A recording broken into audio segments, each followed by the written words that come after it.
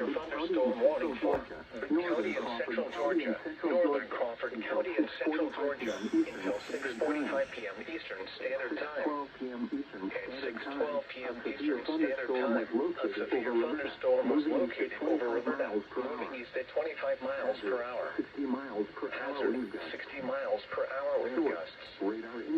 Source, radar indicated. Impact, expect damage to roofs, siding, and trees.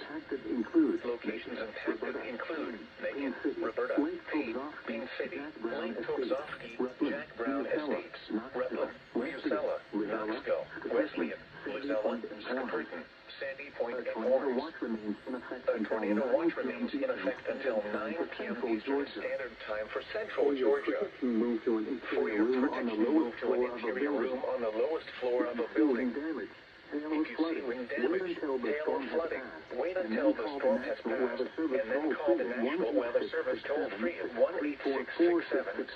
1-866-7-634-4664 or tweet us your report at NWS Atlanta. Tornado watch number 8 remains.